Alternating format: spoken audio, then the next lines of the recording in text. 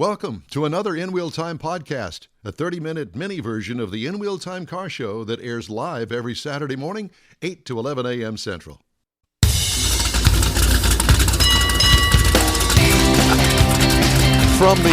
How am I supposed to follow that? From the Smoke and Mirrors Network, it's the In Wheel Time car talk show. Coming up, Rodney Rodriguez, Texas Circle Track race. Yes. Rodney, you need to come here and listen to this stuff that goes on during the commercials. Yeah, no, he doesn't. No, he doesn't. You just sit there. You'll have your chance. I can promise you that, my friend. I see you smiling. There's going to be, that's a smirk. Yeah, we see it right there. Snicker. I drove the all-new Toyota Sequoia. I'll give you my impression of it. I think you're going to like this. I did. We'll also have the cruise-in calendar and later the always popular Earth Xer. Buzz Smith. Conrad has This Week in Auto History, and I'll bring you up to date on the stories making automotive news headlines if I shut my mouth and actually get to it. Just ahead on the In Wheel Time Car Talk Show. Howdy, along with Mike out of This World Mars, King Conrad DeLong. We need more, Jeff Seekin. I'm Don Armstrong. Glad you could join us. Let's just get right to it, shall we? Rodney, it's good to see you again, my friend. How are you? I'm doing well, gentlemen. Y'all, what the hell's going on over there today, man? You guys are like off the hook. Well, you know, it's a beautiful day. We didn't have anything to smoke, so we can't blame it on that. I've run out of the TX whiskey, so I'm not exactly sure. Something in the air. Withdrawal symptoms. Withdrawal symptoms.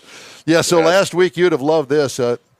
You should have gone with us. The Hot Rod Tour of Texas. Tons of fun. Oh, it was a blast. And I think that next year you need to circle your calendar for the last weekend of April and join us on the Hot Rod Tour. You'd love it, man. You know, I think I am going to start taking, hot rod tours and those things up, because I can tell you this year for me, it's been somewhat of a disaster with weather. I was just going to say, that's how I was going to start it. Have you done any racing?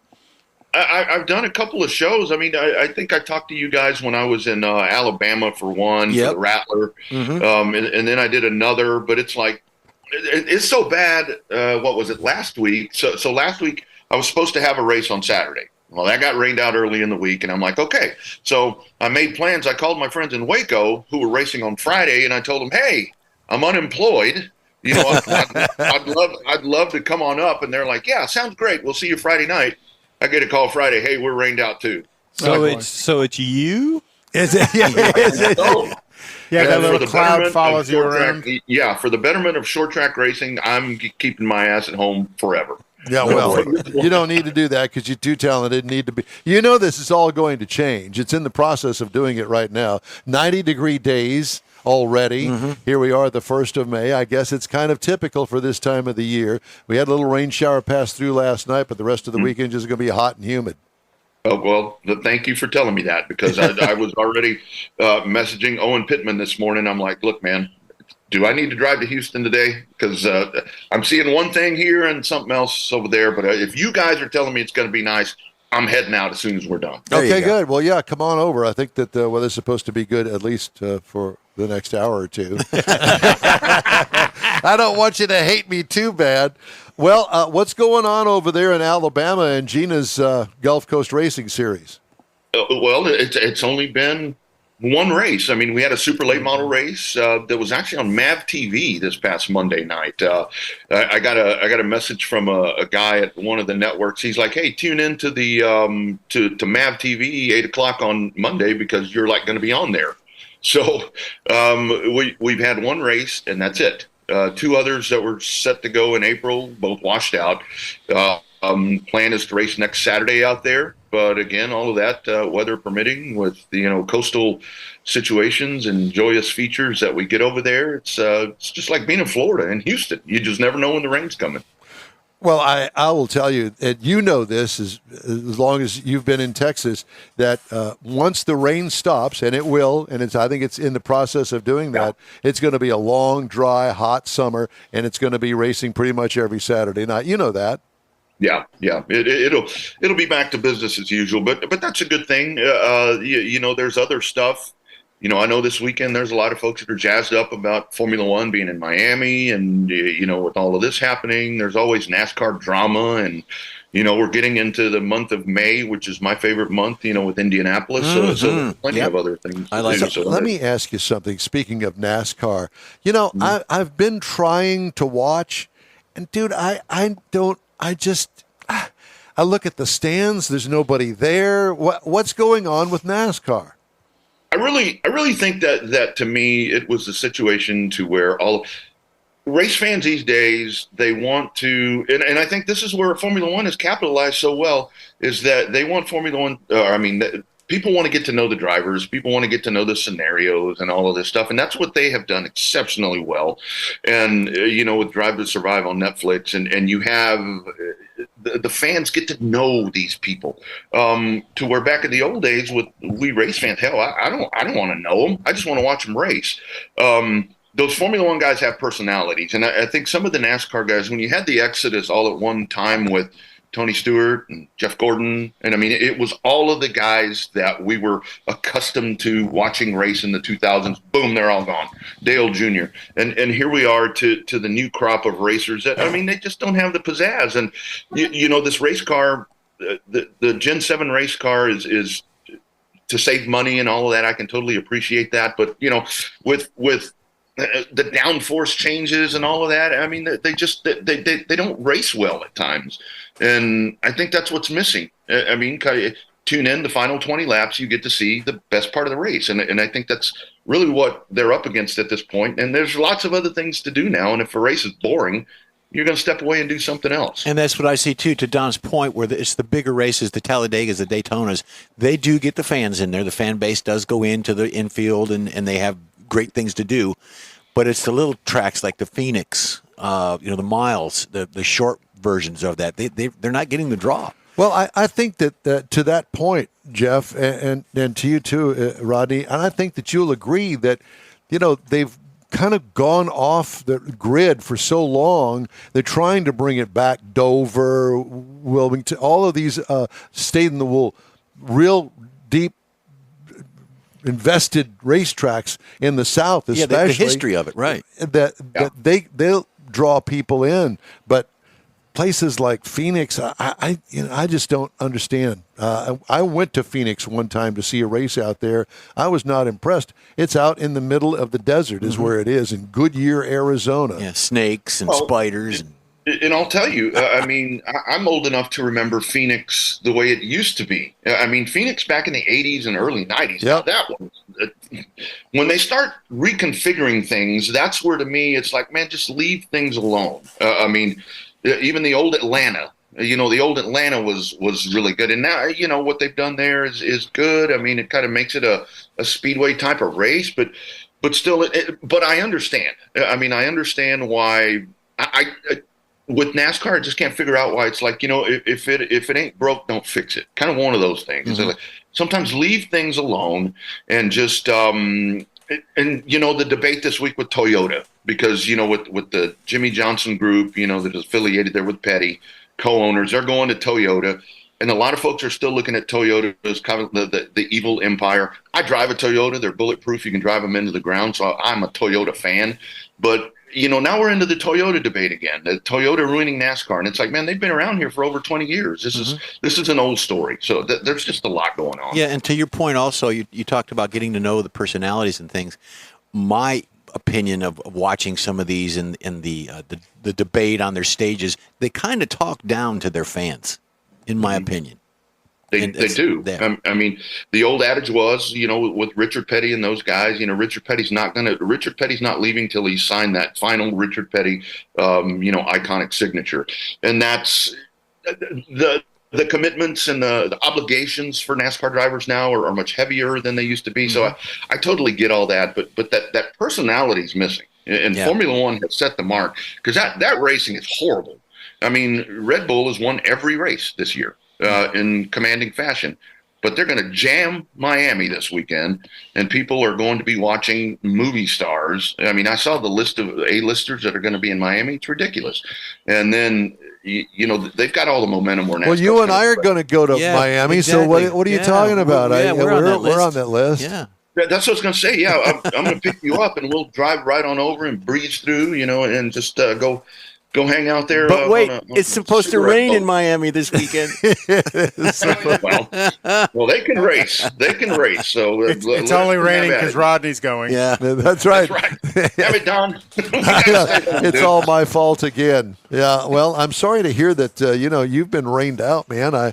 I feel sorry for you. But all I can think of is, okay, so all of these racers that you're talking about that haven't raced, guess what they've been doing?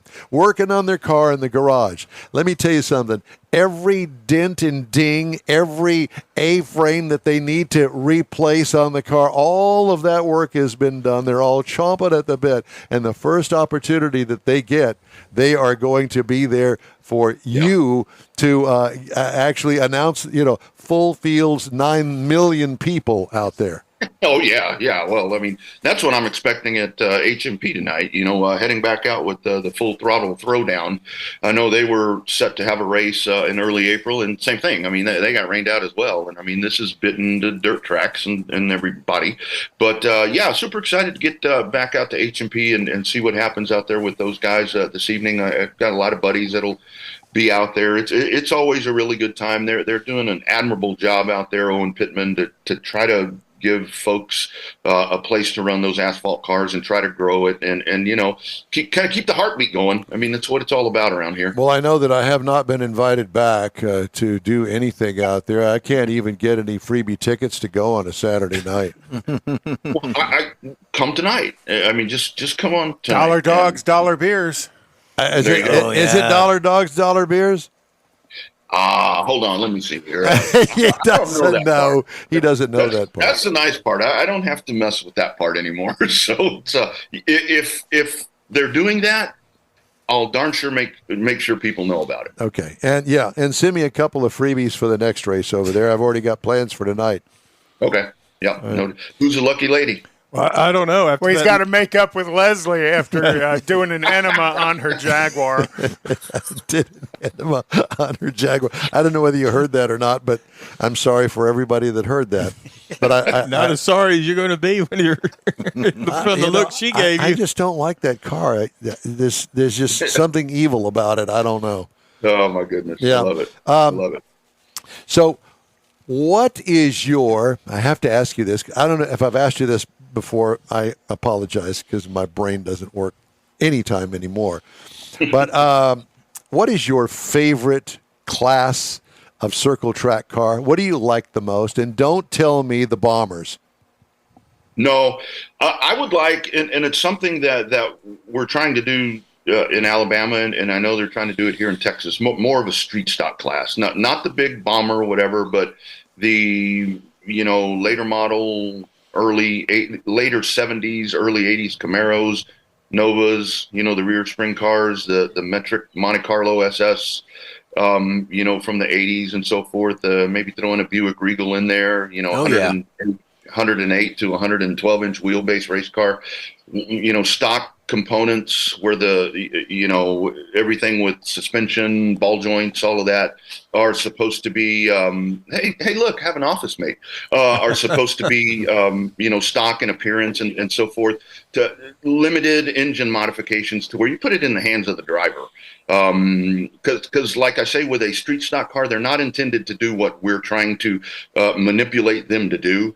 And that right there is just fascinating. That's what I grew up watching. So it takes me back to being a very tiny boy. Well, and back in my day, we had what we called the Bronco class, and most of them were 55, 6, and 7 Chevys, Buicks, Pontiacs, and they had to have the stock V8 engine in them, but they could, cut the wheel wells out and do race car type things, and put roll bars in them and that sort of stuff. It was serious, but wasn't to the modified class. It wasn't expensive. Yeah. What is the class? I think it's the first race of the evening where they can exchange pink slips, or they can buy the car. What class is that? So funny, Don, that you mentioned the Bomber class, because I always say that's an eco stock. Eco stock, that's the one what they call it. Yeah, I like that class. And that's called a tuner. That's called a lot of different things. But to me, that's the modern day Bomber. Because when I was growing up, the Bombers were the long wheelbase cars, which were predominant back in those days.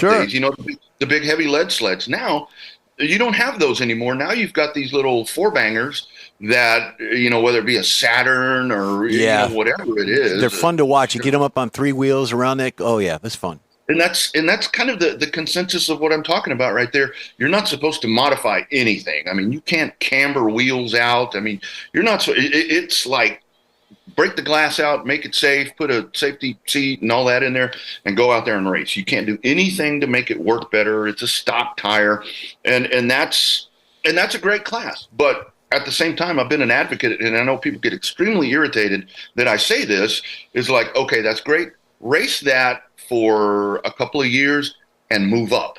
Let the other guy. If I'm sitting in the grandstands and I see a guy in that class that's been racing in that class for 15 years, you think I want to get out there and get whooped by him every week? But that's a great place to start.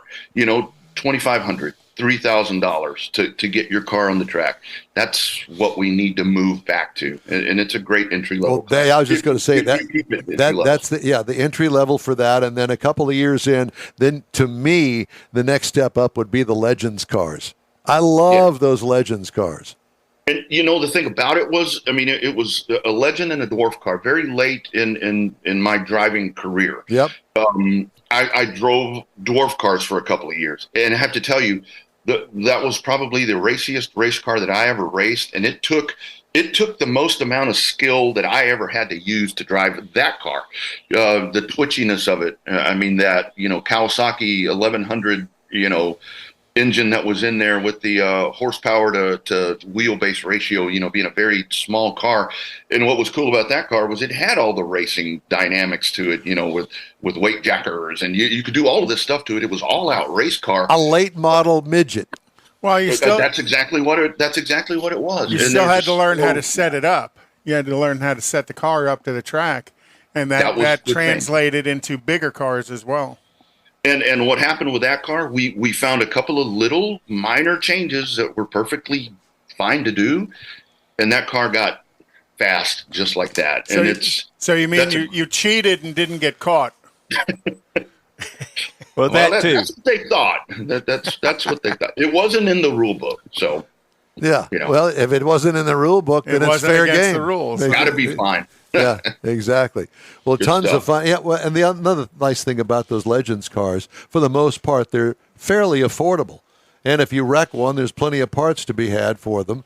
And I just love those cars. Yeah, the next pit. Yeah. The next pit, yeah. And kind of like with the beauty of a Legend car, and I equate it to like an IMCA stock car, a dirt stock car, which is kind of like the stock cars I'm talking about. Yep. You can race them anywhere across the country because it's a blanket set of rules that are written. It doesn't vary by track or by state. It's like a sanctioned set of rules, and it's like, okay, you're going to go to Mississippi, here's your rule book. You're going to go to California, here's your rule book. You go to Canada, here's your rule book. All of that is still the same tire, same everything. And I mean, if you have millions of dollars like Don, you can just race all over the world. Yeah. There you go. No, he's spending him on the Jaguar. No, I'm spinning them on the studio, the accoutrement in here. Accoutrement. Are you Oh, really? Yeah. you do that too. Yeah, Okay. exactly. Between this and the Jag, yeah. Yeah. Rodney, it's great to talk to you, my friend. Thank you so much. So tonight, we can hear you do the play-by-play Houston Motorsports Park. What time do things get going out there? That fires off. Hold on a second here, because I don't exactly know. 7 o'clock, That's what 6 I'm o'clock? Intermission 7:20. So all the cars out on the racetrack, driver autographs, all that good stuff. 8 o'clock we'll fire off with feature racing, and a very quick program. I mean, I would assume 10:20, 10:30 we'll be out of there. Yeah. Get you home, get you to church on Sunday. Sounds great. Beautiful. Hey, man, thank you so much. It's great to see you. Great to talk to you. Hope to see you again soon, bud. You bet, man. Take care. You too. Rodney Rodriguez. He is our go-to guy when it comes to circle track racing. All right. Time now for the cruise-in calendar. Conrad, this is your time to shine, my friend. My time to shine. And by the way, let me just start off by saying that tomorrow is Chrome and Coffee Yes. at the Avalon Diner. Mm-hmm. I have an obligation. I won't be there tomorrow, but Starts at 8 in the morning? no, 9 to noon. 9 to noon. Yep. And then tonight at 3 p.m. is Nifty 50s up in the Woodlands. The Clean Culture Houston, Texas cruise-in is also tonight. and that's going to be at the track and the go-kart track in New Caney. That starts at 3 p.m., 6 p.m. tonight. Conroe Cruisers cruise in at the Kroger's Marketplace at 341 South Loop, 336 in Conroe.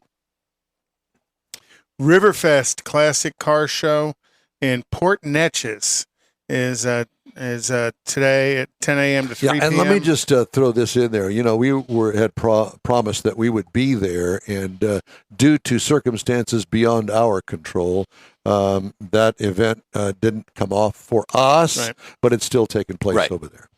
And then, let's see. So tomorrow at 6:30 a.m., Woodland Cars and Coffee for a Cause. I know that's something Randy Weldon keeps kind of dear and near to his heart. And that's at Six Pines Drive in the Woodlands. It's an open cruise-in. They take donations and give that to local charities up there in Montgomery County.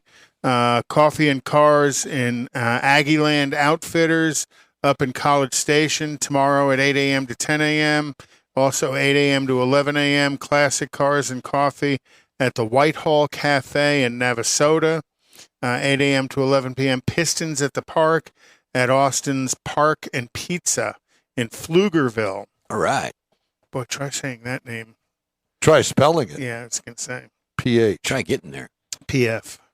And then Car Flyers. Culture shifted at Cinco Ranch Boulevard in Katy, and that is tomorrow at 9 a.m. to 11 a.m. And then again, Coffee and Chrome tomorrow at Avalon Diner. Yeah, which is always a good event. Always. You going? Nope. Well, Don's not going to be there. Don's supposed to bring hero cards. Mike's got to make hero cards for Don. And speaking of hero, I see who's up next.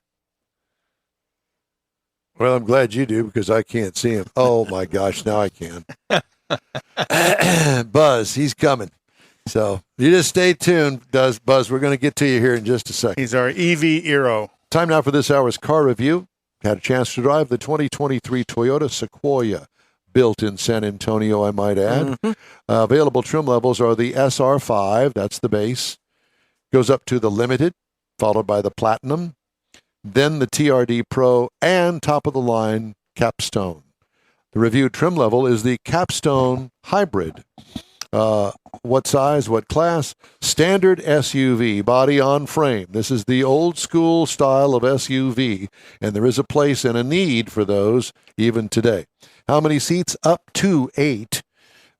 This is a completely redesigned Sequoia. Beautiful. All the way from the ground up. Beautiful truck. Yeah, do not compare this to the old outgoing Sequoia. It is not anything close to that. This is evolutionary off of the new Tundra. Yes, it is. Mm-hmm. And that's why it's built in San Antonio, because that's where they built the Tundra. Mm-hmm. A completely redesigned, massive grille, matches the heft of this beast.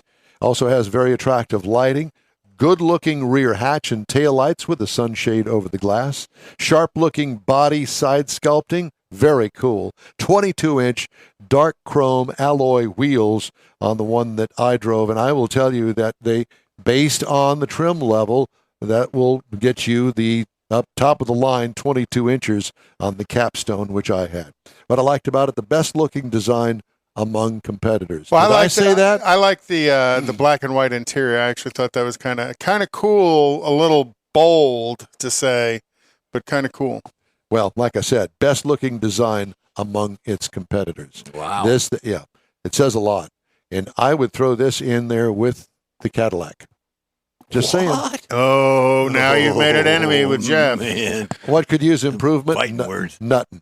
Interior highlights. All new 14-inch touchscreen built into the dash that is muy magnifico. You notice my screen's bigger than your screen is all the rage. Apparently, right? yeah. Premium leather upholstery with wood trim, real wood trim, and the head-up display.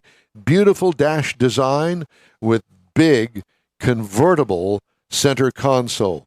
Big sunroof panel with a shade. Cargo and trunk room, well, tiny behind the third row. It's small back there, but so is the Tahoe. Mm-hmm. I think the Tahoe has become, I haven't looked at sales figures, but I think the Tahoe has been really kind of become the standard as opposed to the Suburban, because the Tahoe will actually, if you push it, will fit in the garage where the Suburban Yeah. Not so it much. won't.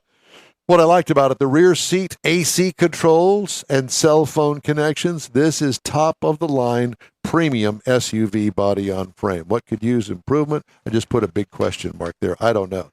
Now, here's the interesting part to this. A 3.4 liter V6 hybrid with a combined horsepower rating of 437 horsepower and 538 pound-feet of torque.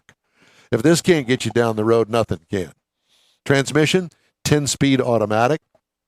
Tow rating, 9,280 pounds with a payload of 1,485. Now, you're going to say, let me think. Last version of the Toyota Sequoia got, 12 miles per gallon? Going downhill with a stiff tailwind. This one is rated at 19 in the city, 22 on the highway for a combined of 20. I got 18.2. Not bad for a full-size Over truck. 377 miles. What I liked about it, plenty of smooth and responsive power. No hesitation, no hybrid lag, no turbo lag, none of that stuff. It's smooth. They did it right on this one. What I liked about it, the rear air suspension makes for a very comfortable ride. What could use improvement? Maybe front air would be good as well. I'll bet you that's in the You works. mean front air suspension? Yes. Pricing. Base trim price, $78,300. Prices tested, $80,906. But that's the capstone top of the line. Top of the line. Base model price, $58,365. Competitors. Now remember, base model price, $58,365, and that's what I compare the others to. Chevy Tahoe, $59,700. Ford Expedition, $58,042. And the Jeep Wagoneer, $58,995. So it's right in there. They're all similarly sized vehicles as well. This one's been redone very nicely. And with that white pearlescent paint, Dude. I don't think the others stand up. That's my opinion. Well, and I agree with you. And you and I have both driven all the other ones. And it's not a put down of the other ones. It does not forget brand loyalty. That has a huge factor in sales. And I get that, totally understand it, and respect it. We went to dinner in it. Don took us to dinner last weekend when he had the vehicle. Very nice vehicle. Rides really nice. Very, very plush. I am not a fan of that big grill. I do not like that grill. That turns me off on that. Well, I hear where you're coming from, but I will tell you that is the thing, and they're all going with it, like it or not. You won't, yeah. And it's just, that's the way that it is today. I have a feeling that all that's going to go back to a smaller grill because ultimately there will be no grill or no need for a grill. These are all going EV. Yeah, and speaking that's of grills, to the look, he's jumping up and down. Calm down, Buzz. Oh, shut up. Whoa. Calm down. Buzz, you need to get a grill. Yeah, get you a grill. That's right. Yeah. Do that. Hey, the In-Wheel Time Car Talk Show is available 24/7 through the iHeartRadio app. Just look for In-Wheel Time Car Talk. We also video stream on Facebook, YouTube, and InWheelTime.com, and podcasts are available at your fingertips on over a dozen of the most popular podcast outlets out there. The In-Wheel Time Car Talk Show continues right after this quick break. Are you a car enthusiast? Come experience the 27th annual Keels and Wheels Classic Car and Boat Show. Join us Saturday, May 6th and Sunday, May 7th at the Lakewood Yacht Club in Seabrook. This fun family event features vintage and contemporary race cars from Le Mans, Indy, Formula One, NASCAR, and much more. See classic and vintage boats of all types, not to mention American and European pre- and post-war classics. Pre-sale tickets are $30. Students are just $15. Children 12 and under are free. Purchase your tickets today at keelsandwheels.com. Everyone at the Tailpipes and Tacos Cruise In at the Lupi Tortilla Tex-Mex in Katy, thank you for participating in the best cruise in around and look forward to seeing you again. You'll hear about the next cruise in date right here on In-Wheel Time. Next time you're in the West Houston Energy Corridor area, be sure and stop in at the original Lupi Tortilla Tex-Mex at I-10 and Highway 6 or the Katy location on the Grand Parkway at Kingsland Boulevard. When passing through Beaumont or College Station, stop in and have Lupi's award-winning beef fajitas and frozen margaritas. There's always a celebration at Lupi Tortilla.